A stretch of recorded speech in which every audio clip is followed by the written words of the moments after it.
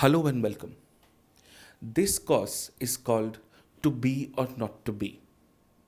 And through this course, we're going to be studying GS paper 4 of the ethics syllabus of the Civil Services Mains exam. This is going to be a crash course, which means it is going to be particularly targeted. It is not going to contain any amount of information which can't be directly used in the exam, and therefore will have a single point of agenda, which is to get you better marks.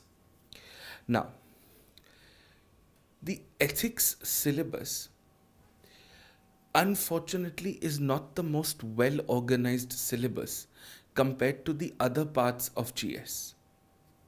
Not only this, it is also often underrated and overrated at the same time. It is underrated because a lot of students don't pay enough attention to this because the questions and the syllabus seem far too generic and extrapolatory in nature. And students often rely on their own creativity and their own general understanding and leave it up to chance. Quite like often when students prepare for the essay. It is overrated because a lot of students also get into unnecessary depths which are not needed as far as the syllabus is concerned. And this is exactly what the crash course is going to solve. One, we're going to restructure the syllabus in such a way that it makes sense and it's easier to cover things in a more organized fashion.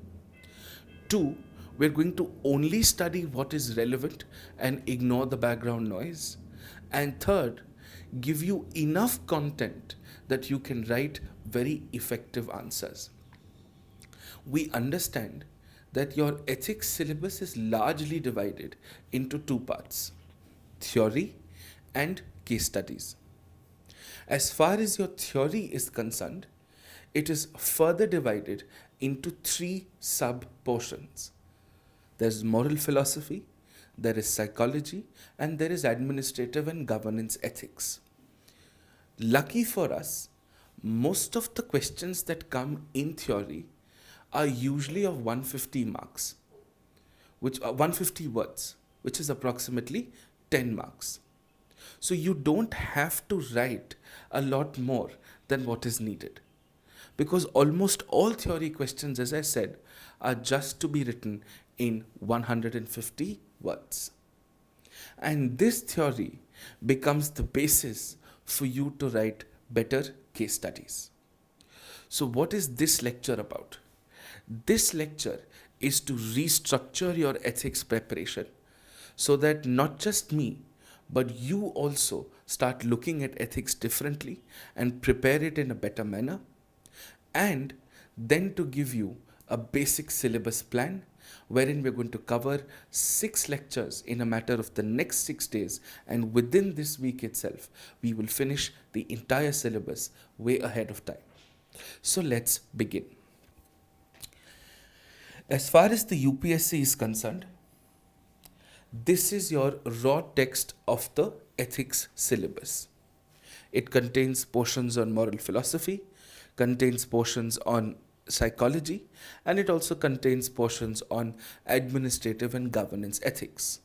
But of course, there is a significant overlap, there is a significant correlation, and also at the same time, it's not been organized properly.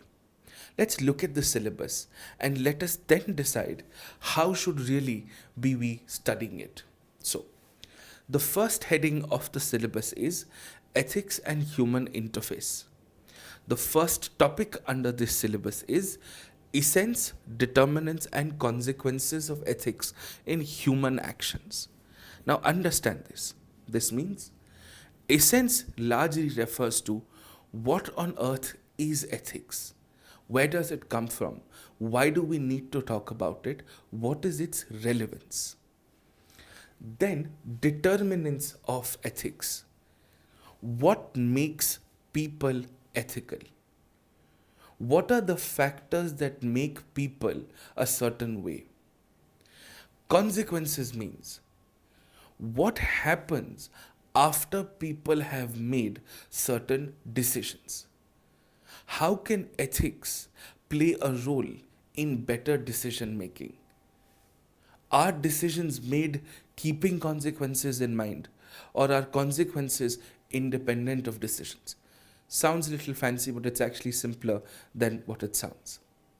This is the first topic. Then you have dimensions of ethics. Where all could ethics be applied to? Could it be applied to relations between two countries? Could it be applied to international issues? Could it be applied to environmental disasters plaguing the planet? Could it be applied to something as clear and as in our faces, such as gender? Could it also be applied to, say, privacy, technology? Could it be applied to how businesses function? Could it be applied to how governments function? Where all could ethics be applied to? Those are the dimensions. Then you've got ethics in private and public relationships. So when you're dealing with people in a private capacity, when you're dealing with people in a public capacity, what are the different ethical principles that are involved? How do we understand them? How do we better them? And how do we improve upon them? Then you've got human values. What is it that we should aspire to? What are the different traits that we should have? And how can we understand the traits that we should have from the lives and teachings of great leaders, reformers, and administrators? Then, the role of family, society, and educational institutions in inculcating those very values. If we expect people to be honest, then how important is the role of a family in making sure people are honest? Right? How important is your educational institution or the college or the school that you go to if you are supposed to have a value which says you're supposed to be law-abiding, you're supposed to be compliant with the norms of society? Those discussions. As you can see, this is fairly abstract. Then you have attitude. What is attitude? What are the different components of it? And how does attitude impact your thought, your behavior, your social and moral and your political attitude, so to speak? So this is actually a two-way process. What affects or what makes your social and political attitude? And because of your social and political attitude, what are the actions that you take? Two very different but extremely important connotations. So for example, if your political attitude is that you don't want to participate in the democratic functioning of the state, you believe that the government plays a negligible role and you have nothing to do with the government, and you don't want to exercise your right as a voter, for you an election is a holiday to sit back and enjoy the rest of the day, that is your political attitude. The question is, why is that your political attitude? And if that is your political attitude, what impact does that have on society? Very clear, very crisp, very concise. And social influence and persuasion. After all, we are social creatures. We live in a society. We are dependent on the company that we keep. And how does that company that we keep have an impact on what kind of attitudes that we have? It's all about context. And this topic is about establishing that context. And then you've got aptitude and foundational values for civil services. Now, the UPSC has been kind enough to actually list down all the values that you must have in the civil services as civil servants. Integrity, impartiality, non-partisanship, objectivity, dedication to public service, empathy, tolerance, compassion towards the weaker sections, and so on and so forth.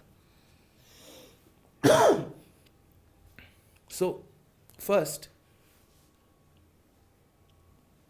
you like to get into the civil services? Great. Should you get into the civil services? Is this the right career for you? And will you be good at it? The answer to all of these questions lies in, do you have an aptitude for it? Do you have an aptitude to work in an ecosystem which is fairly established, structured, regimented, and of course, hierarchical? And what is it that you would bring to the civil services to further make the civil services better? So, aptitude. Then you have emotional intelligence. What are the related concepts to it? Why is emotional intelligence important? How can it be used? And specifically, what is the use case of emotional intelligence or EQ in administration and governance? Then, for some random reason, the UPSC writes contributions of moral thinkers and philosophers from India and the world. That how have thinkers and philosophers contributed to the kind of values that we should have, the kind of ethics that we should have, the kind of moral standings that we should have? And then becomes the beginning of governance and administrative ethics, where they first talk about public and civil service values and ethics in public administration, the status of it, the problems of it, ethical concerns and dilemmas in government and private institutions. What are your concerns? Why is there an ethical issue in government? For example, let us say the whole freebie economics is an ethics issue also, right? That's an ethics issue in public institutions. Similarly, data security is also an ethical issue in public institutions. Enforcement of the law and human rights is an ethical dilemma in public institutions. Similarly, what are the ethical dilemmas in private institutions? The pressure to be sustainable, but to also ensure that you're advertising with a certain honor code. You're not mis-selling, you're not misinforming. And while you're determining these ethical determinants, what is the role that is played by laws, rules, regulations, and conscience as sources of ethical guidance? Do laws necessarily make you ethical? Then you have core governance and PABAT topics. Accountability and ethical governance, the strengthening of ethical and moral values in governance, and of course, ethical issues in international relations and funding, and corporate governance, which is again the explanation of ethical dilemmas in institutions.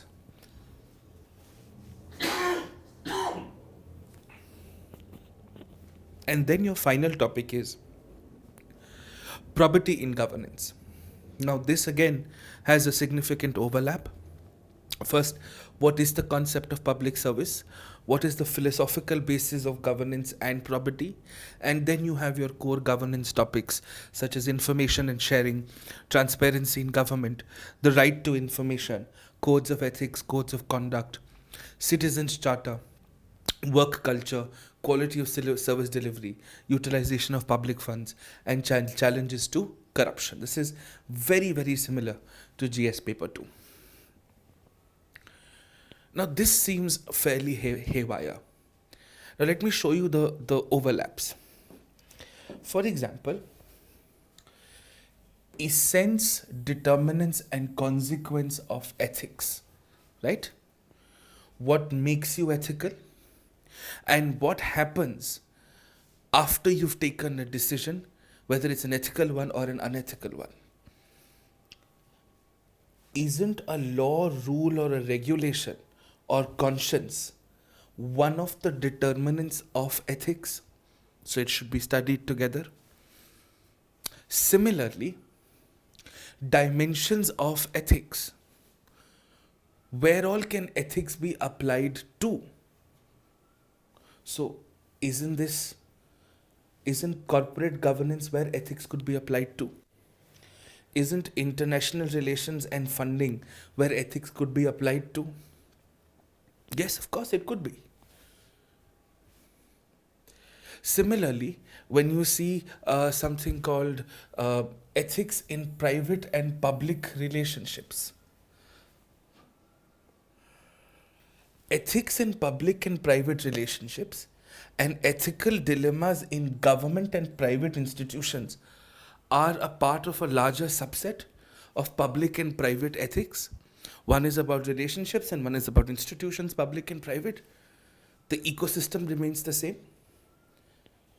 Similarly, human values, values for the civil services, civil service values and ethics in public administration, they're all related.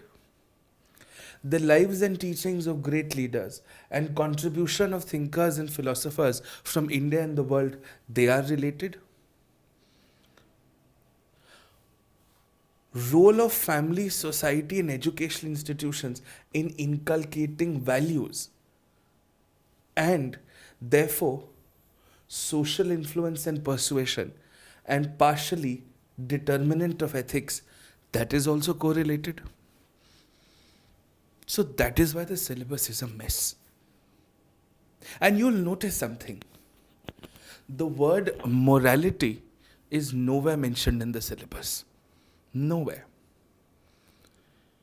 That is why, ever since the pattern has changed in 2013 when this was introduced, there is not a single question on just morality. Because it's not in your syllabus. You're not supposed to study the philosophical research on ethics. So you don't have to particularly know what moral relativism is, what cultural relativism is, what meta-ethics is, what applied ethics is. No. Contextually in a sentence or two, if you know it, great, but nothing else. What are the key words that you see? You see values, you see ethics, you see law, you see specific set of values which are mentioned, you see public and private, you see family, education, society, you see moral and political, social and moral and political and social attitudes. Every question the UPSC has ever asked has always been picking out from the syllabus. They've asked you one moral value, integrity.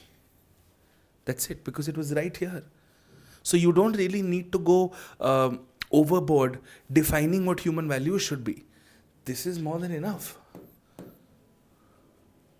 This is more than enough.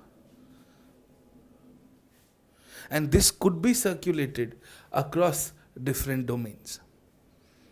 And this is why the syllabus must be simplified. You've got to start from one end and finish on the other. Whether it is a human being who's at home, a person who's working in the private sector, a person who's a civil servant, a person who's a politician, a person who's in any other occupation, the core ethics principles remain the same. The values that a civil servant may require, there will be some that they would also require as human beings. And then, of course, there would be something additionally that you would require as civil servants. Does an ordinary human being is not supposed to be having integrity? Of course. You may not need dedication to public service for an ordinary human being, but a lot of these values are common, which is why they should be studied together. And that is why I've restructured the ethics syllabus in a way that it is more convenient for us to study. A total of 6 lectures. We will finish all of them in this week itself. And you'll be able to finish your entire ethics syllabus way ahead of time. So when we start with the first lecture, conscience, morality, values and ethics, I'll give you a brief understanding of what they are. Remember, morality is not mentioned in the syllabus. Conscience is. Which is why the UPSC is asked before, what is the crisis of conscience? What is a conflict of conscience? Because conscience is mentioned. And they've asked this in the context of government and non-government both. They've asked, Give an example in your life when you have faced a crisis of conscience. Because the word conscience was very clearly mentioned in the syllabus. Here. See? The syllabus is everything, ladies and gentlemen. So we'll understand what they broadly mean. And within the first lecture itself, we'll cover the sources and the determinants of values and ethics, because this is mentioned in the syllabus. So, what contributes to making a good value and what contributes to making a good ethical ecosystem? What is the role played by friends and family, by religion, by education, by law, by the workplace, media, judiciary, politics, industry and businesses, geopolitics, internet and technology? So how does global issues have an impact on our value system? The Russia-Ukraine conflict is going to impact the value system at a deeper level. What is that value system? What are people going to take away from the Russia-Ukraine conflict? From the way Britain exited the EU? From the way China geopolitics works? From the way the Middle Eastern issues arise? What is the impact of religion on values and ethics? If religion tells us to do X, what are the kind of values that we can derive from religion? Why do we need to study this? We need to study this because it clearly solves specific problems in the syllabus.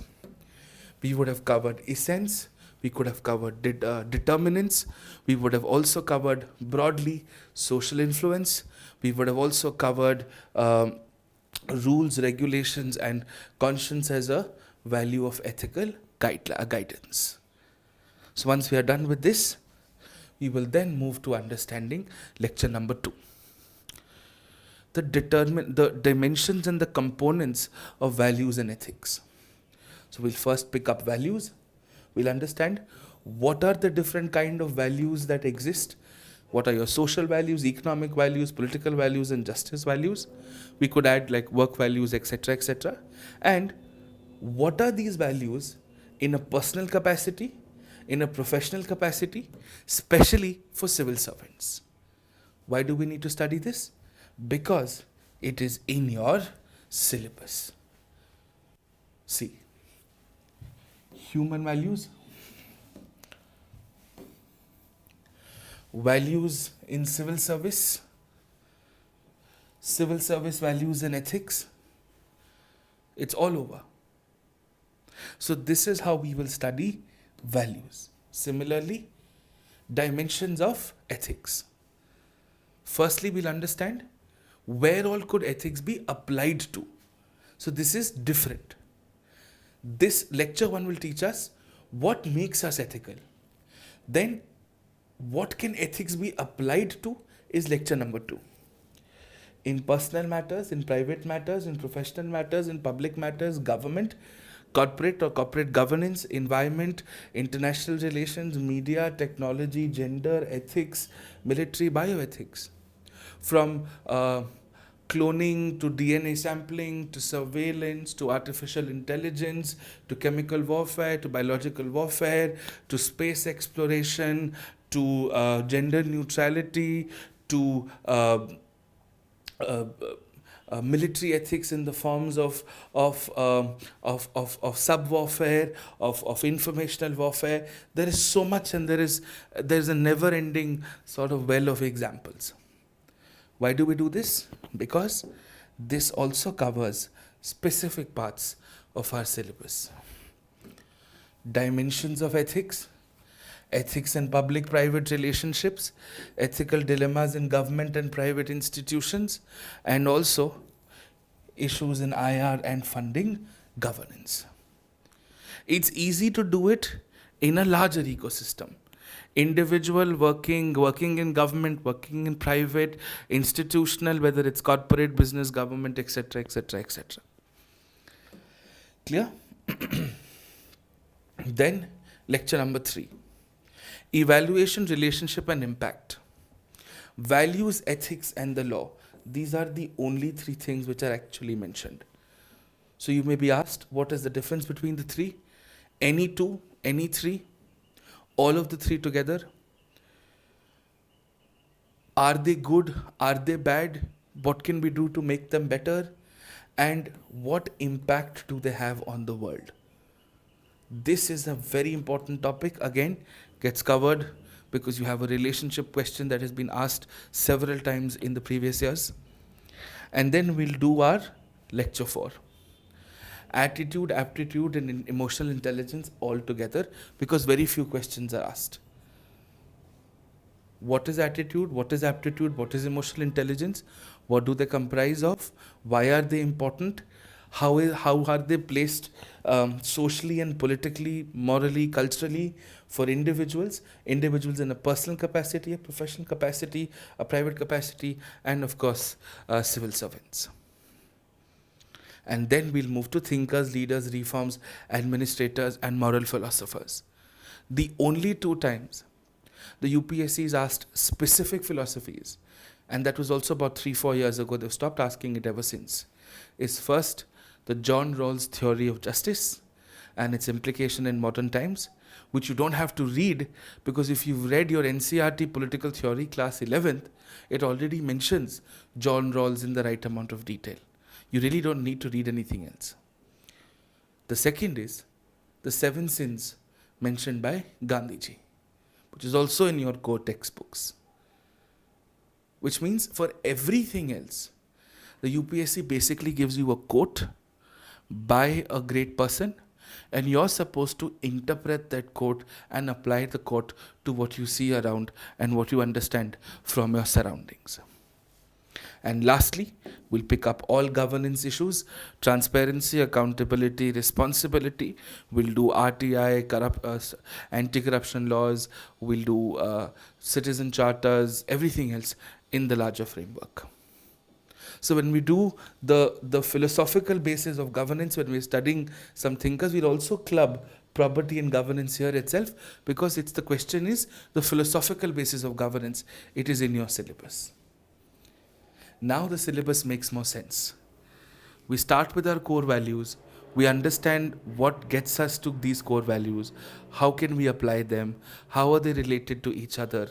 Then we understand attitude, aptitude, and EQ as human variables. We understand what the world and the leaders of the world think about it, and we apply them to real-time government issues. That is how ethics should and must be studied. I can't wait to deliver this. In this week itself, we will be done. Thank you for your time and your trust, and most importantly, your patience. Bye-bye.